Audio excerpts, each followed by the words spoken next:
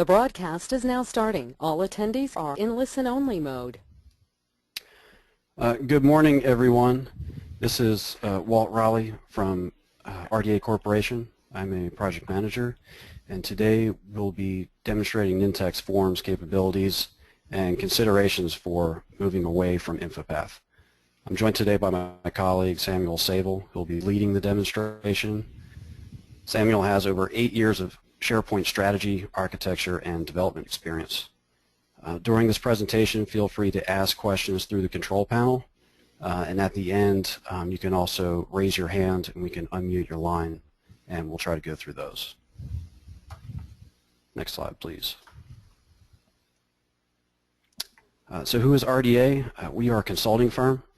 We specialize in solving business challenges with technology, and we focus on custom application development, collaboration and workflow solutions, and business intelligence. Next slide, please.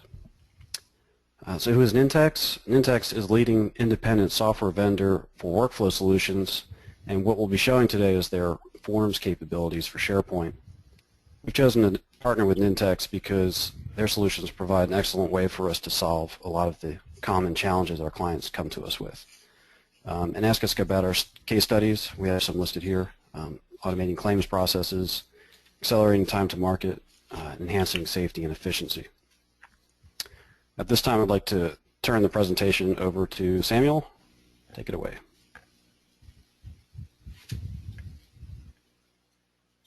Yes, thank you, Walt. Good morning, everyone. My name is Samuel Sable. I kind of want to just jump right in. I mean, what is our current situation?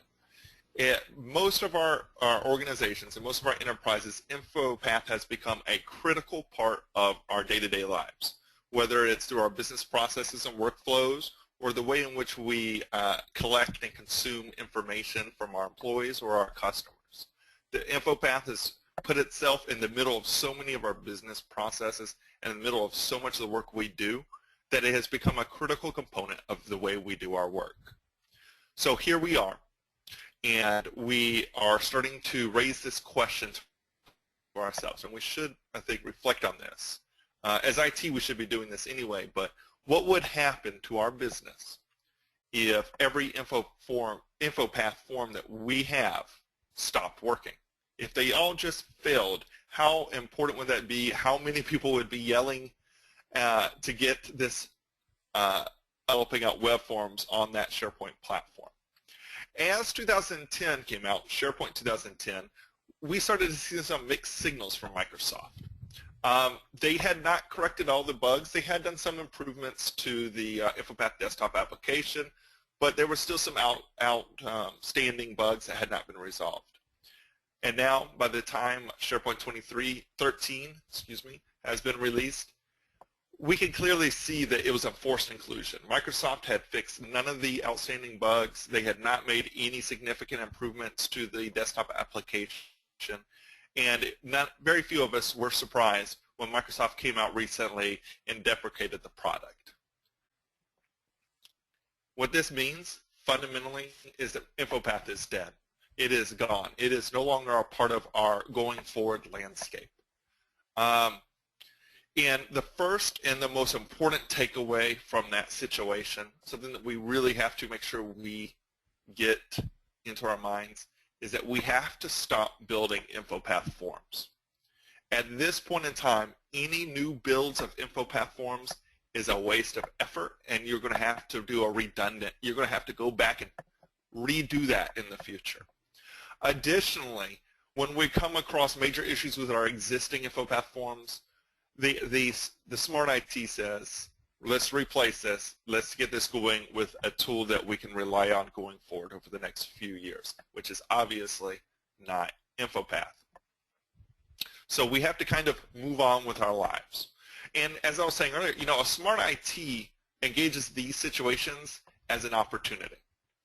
As we are forced to reassess and start to select tools to move forward with our enterprise processes, the smart IT comes in and says, okay, what all can we accomplish through this transitional period? What types of changes do we need to be taking, and what tools can we look forward to? The stagnant IT just tries to get along as well as they can until they're forced to do something, at which time it's generally too late to be successful with the project. So that kind of leads us to that point that Walt mentioned earlier of why we at RDA have partnered up with Nintex. Fundamentally, we are working with them because they're a good tool, because they're reliable, because we can go to our customers and show that to them. But beyond that, we're working with them because they actually have developed out a tool set that is answering some of the future questions that our customers have. How are we going to handle mobile technology? How are we going to handle mobile technology as an enterprise? How are we as an enterprise going to become cloud ready? Additionally, we have our ongoing needs and demands that come forward in forms development. People want easier to use and intuitive form development. So, and I'm going to be showing you that in 1 minute, just how easy it is to use. But when it comes to forms development, there's nothing simpler than in the browser, drag and drop development. And that's what Nintex has. Additionally, they have extremely simple publishing, and I'll talk about that a little bit, but we all know if we've ever had to deploy anything into SharePoint, in particular, any kind of InfoPath forms, it's a very complex process that is prone to error. So a simple publishing model is something that comes as a relief to any of us that have ever been in that position. So all this situation of InfoPath going away and our need to move beyond it kind of poses out a number of questions of what do we do about this situation. And so in preparing for this demonstration, I've broken that into 3 areas of what we see we can help you with and that you will need help with going forward. One is new forms. How do you move forward developing out forms now that InfoPath is no longer your model? How do you get your staff up and ready for that? Things along those lines. But also, how do you actually develop them? What does that look like? What are we going to do with our deprecated forms? All of the InfoPath web forms that we had developed up to this point, how should we transition those? What would that transition look like? And finally, what to do with all that old content? That content has value. Otherwise, it never would have been generated. So what is that path to being able to make that content available again? So, jumping right in. What to do? New forms. This is quite a very simple process. We're basically, when we create a new form, we're going to create a list in SharePoint, and then we're going to generate our form and design it in browser right there. And I'm going to show you how to do that right now. I'm going to bring up a demonstration environment, and let me kind of set the scene for you. Here we are. I am Samuel Sable. I am a part of a help desk for RDA. We have been tasked with the need to start managing and tracking change requests that come from our various business partners within our company. So what we need to do is create a way that our customers can request changes to their environments. This is a common scenario that we all deal with. Change requests are up and down through the business. So I actually haven't done anything to prepare this other than I've walked through it once or twice. So we're just going to jump right in. First thing I'm going to do is I'm going to go ahead and create out a list. I'm going to go into Site Constants, add an app. And I know some of this is very basic. Bear with me. We're going to move very quickly into the more advanced. First thing is I'm going to open up a custom list, and a custom list is very basically, change request is the name, is the most basic type of list. It just is a title and the ability to add attachments, as well as created by and modified by, fields along those lines. So I've created it. And what I want to do is, like I said, it's only really title here. I need to add a couple of fields to make this thing capable of doing change requests.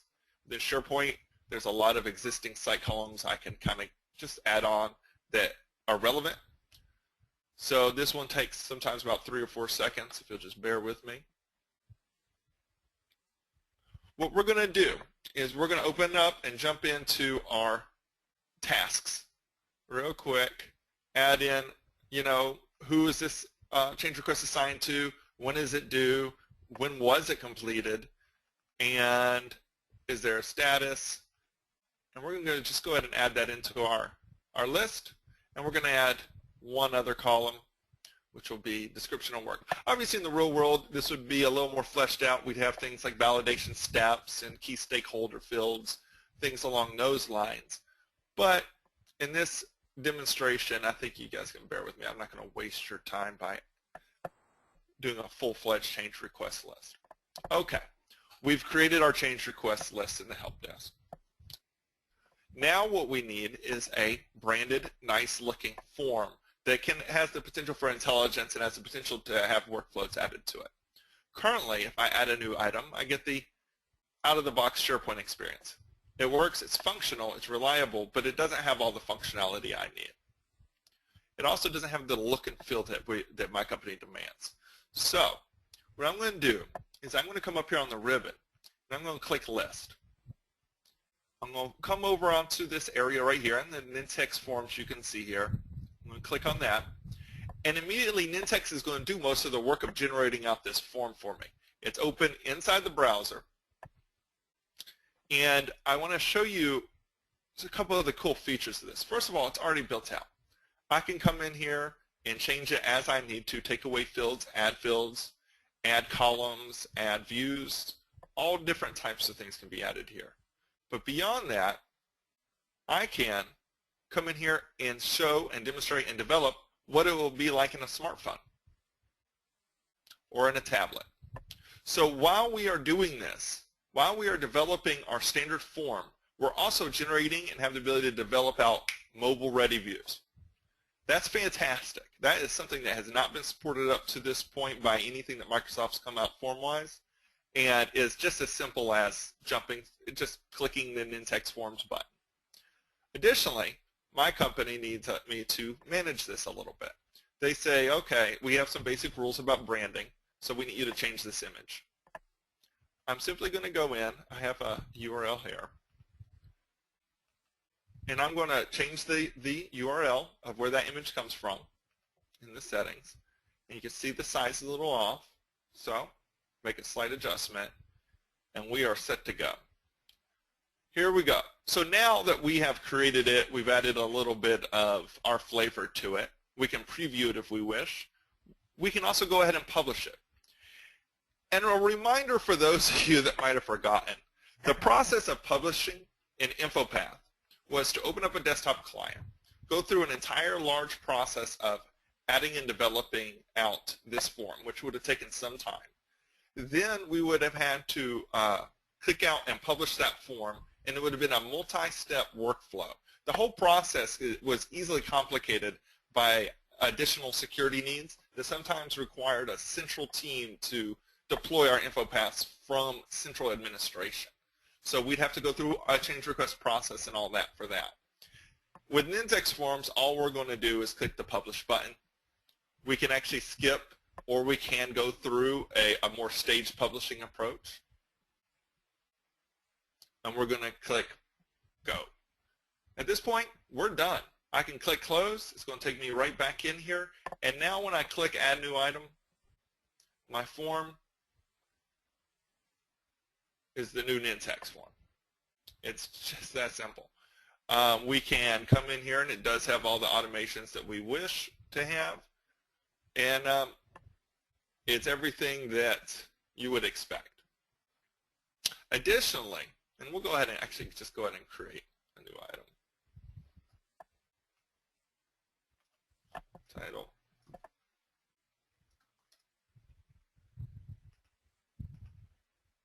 Date hasn't been completed. We'll just say it's due tomorrow.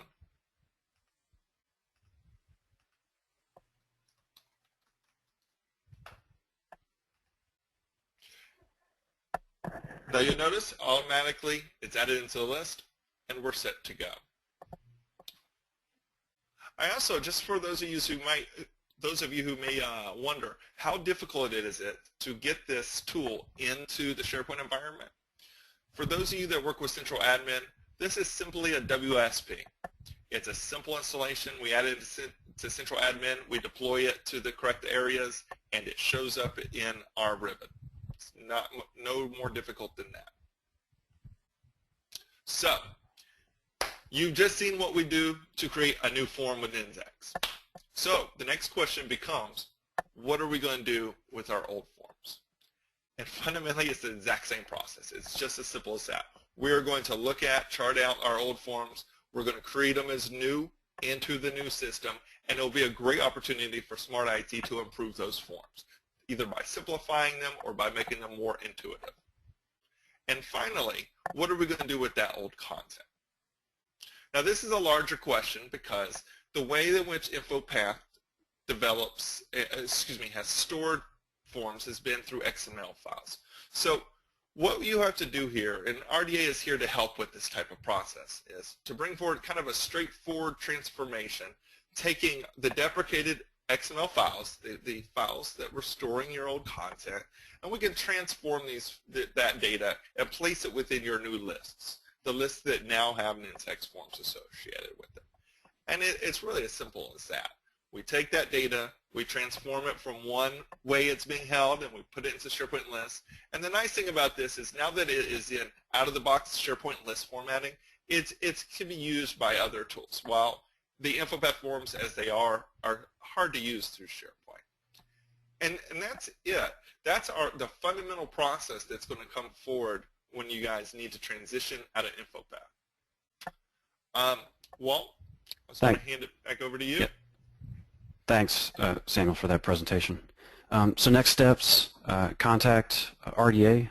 We have an email address here that you can use, as well as a phone number. There is a promotion going on right now, so we can help you procure and set up Nintex, and then also plan that InfoPath migration. There's also a free day of consulting, as well as 10% off the purchase price for Nintex. And then if you don't already have Nintex workflow, we will include that as well. So that's valid for the next 45 days. Also have a look at our website, rdacorp.com. You can learn more about what we do. Also, we have a blog section with pretty fresh content, so if you like topics like these, technical write-ups, just have a look periodically in there. You'll see things posted every week or so. And this time I'd like to turn it back over to our organizer to see if we have any questions, and we can go through those. Yep, thanks, Walt. So we do have a question here. Does Nintex work with SharePoint 2010?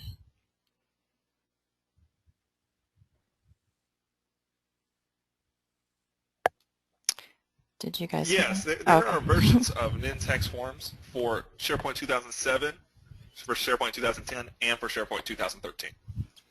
And beyond that, the way in which Nintex form stores data is in the standard SharePoint list, so that is easy to migrate from one version to the next.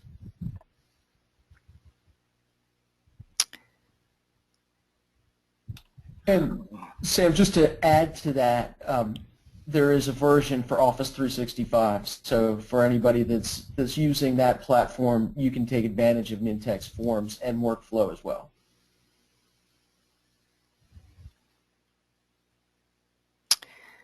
All right, let's see if we have any other questions. All right, just a reminder that you can submit through the control panel, or if you want to raise your hand or hit the question on the control panel. All right, let's see. I have a Eva Stanchiva, so I'm going to go ahead and unmute your line if you'd like to ask your question.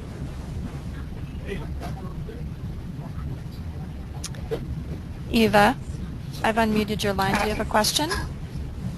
Well, I just had my question.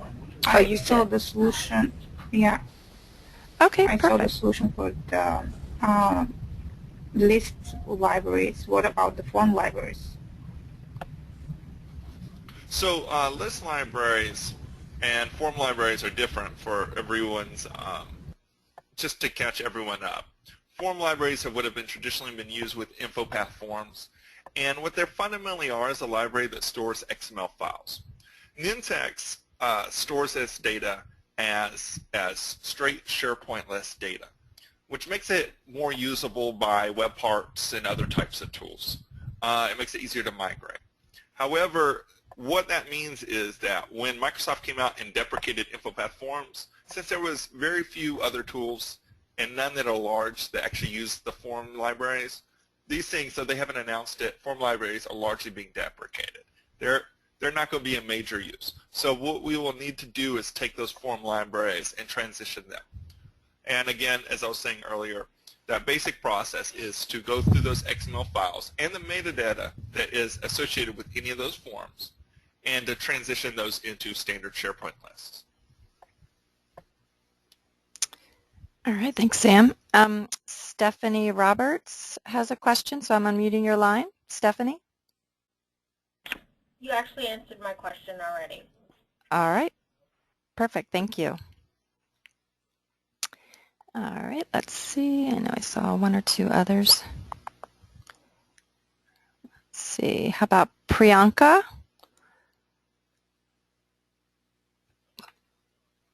Oops. I think she must have muted her own line. All right. How about Michael Scarazzo? Michael, do you have a question for us?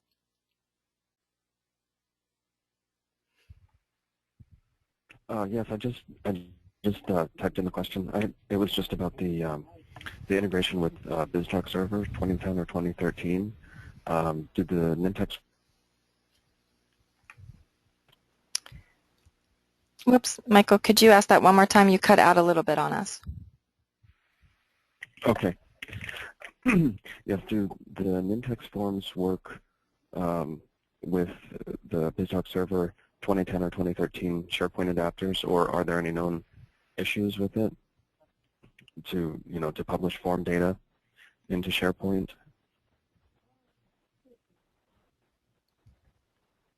That's a good question. Brad, we have Brad here from Nintex. Maybe you can help us out with that one. Hi, sure, thanks. So Michael, typically in that type of scenario, what we would end up doing is leveraging Nintex workflow on the back end because we do have a direct BizTalk integration. So what we can do is, basically take that form as the presentation layer, capture some details and elements, and then pass that along to BizTalk and leverage those connectors. So that's one way to do it. Additionally, we could also, do things like leveraging an external data column on the form or a discrete BCS connection. So there's a couple different ways to do that, but absolutely. Thanks, Brad. Okay, thank you. All right, we do have another question. So outside of forms, what else are organizations using Nintex for? So Brad, that sounds like one that you can handle for us. Absolutely. So there's a lot of different unique things that you can do with forms. As a conversation kind of going around some external publishing as well. So I mean, the real crux of what we're doing here is trying to look at forms slightly differently than the past as a structured document itself. So what we're doing is, again, leveraging workflow to do the heavy lifting on the back end, and then doing things like taking the discrete Nintex mobile app, and which again is controlled by simply those form layouts, which Sam had showed you a little bit earlier. Again, giving that custom dev look and feel to a mobile application, but again, being able to broker that data all directly back into SharePoint. So the story really is about mobile, and it's really about working with data outside and around SharePoint as well, and we do that uniquely well. Thank you.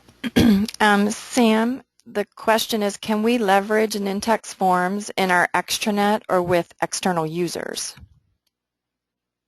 Yes, you can. And in fact, Nintex, and Brad might be able to speak a little more to this, but a part of the offering here and a part of the cloud solution is that Nintex allows space so that you can publish out your forms outside of your network. It can store it and grab that information and store it securely and transmit it securely behind your firewall into your SharePoint environment.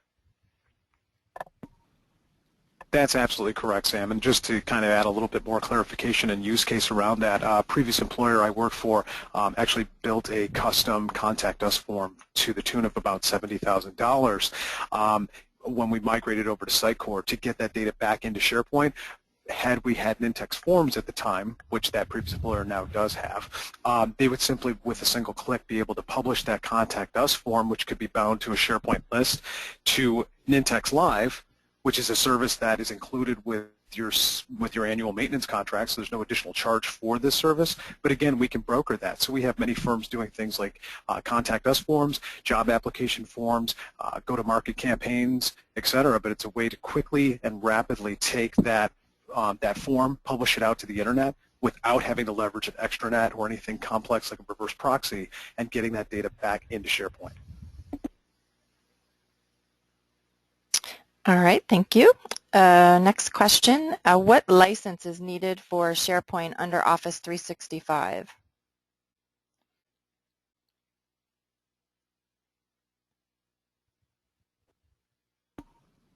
Patty, I can go ahead and take that one. Right. So basically, there's no strict requirement as long as you're subscribed to any one of the Office 365 plans. So that can actually be the SMB plans all the way up to an E4 E431 license. So we don't have any strict requirements, just as long as you do have SharePoint Online included in your tenancy, which again, all of the Office 365 subscription do have SharePoint to some extent inside of that subscription. So you would simply just go to your SharePoint team site and you could just add an app, and you'll see Nintex forms and Nintex workflow available in the SharePoint store, and you can simply add them and you're off to the races. And Brad, this sounds like another one that might be for you. Outside of BizTalk, what other connectors are there? PeopleSoft, SAP, Oracle Financials? Great question. So with the connectors that come out of the box, we have connectors for a myriad of different platforms, as you can see from the slide. Thank you. We have connectors for Salesforce and Dynamics CRM.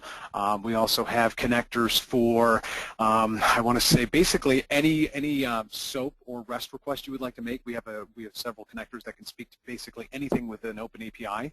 But we do have the ability to integrate with SAP. Our Execute SQL action can query Oracle or SQL. It can run stored procedures. Additionally, we can actually connect to any data source with an ODBC driver. So, not that any organization has an old Windows 95 machine with Access 97 on it, but theoretically, if you had that type of legacy data source, we would be able to query it and pull that data into SharePoint and push it to anywhere else. So, great question, but social media, external cloud providers, Office 365, lots of out-of-the-box integration. Nice. All right. Probably another question for Brad. Does Nintex offer a free trial license, and if so, how do I get it? We certainly do. So you can reach out to the RDA folks, and Patty and the team would be more than happy to get you squared away with a 30-day license for the on-prem product. As far as the Office 365 trial period goes, again, simply go to the store, add the app, and then when you are prompted inside the designer to register, you will get a 30-day trial, and after that, if you'd like to purchase, you can simply reach out to RDA, and they can take care of you. All right, and we have time for one more. Looks like a question. Can rules be created to duplicate the current functionalities of InfoPath?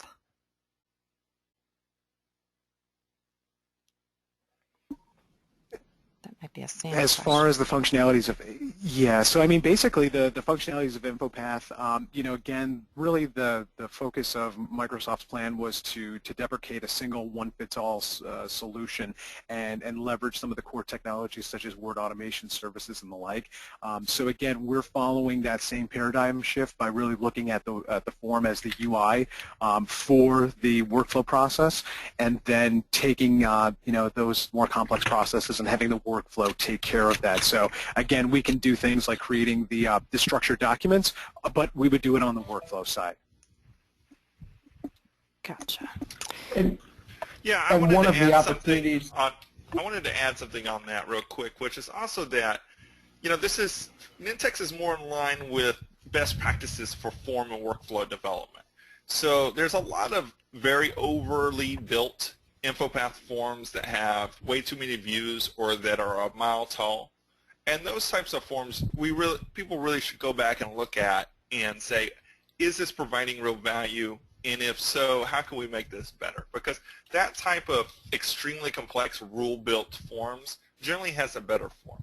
But additionally, and unlike modern InfoPath, Nintex Forms does allow you to plug in your own custom CSS as well as your own custom JavaScript, which gives you a lot of strength. Dan, did you have something to add there? It was really the same thing, right? It's a great opportunity to rethink your process and make sure that those forms are right-sized, I'll call it, so they're compact and easy to maintain and serve the specific purpose that they need to. And that's what we see a lot with rules-based forms is you're showing and hiding different sections of a form to really make it 2, 3, 4, 5 different forms in one. And if I could just add one more thought, and that's just simply, again, Nintex is a product company, and we put product development first. So again, it's really the idea that you're looking at partnering with a company that is about making great products and doing that into the future as well. Very nice. Well, we are, I think, at the end of our time. So want to thank everybody and just make sure, Walt or Sam, do you have anything, any last final comments? Nope. I just thank everyone for Appreciate the attending. time, everyone. Thank you. Wonderful. Thank you. So thanks everybody for joining today. Just so that you know, after you exit, you'll receive a survey from RDA as well as an email from us regarding the Nintex form offer for the attendees of the webinar. So thank you very much for joining, and have a great rest of the day.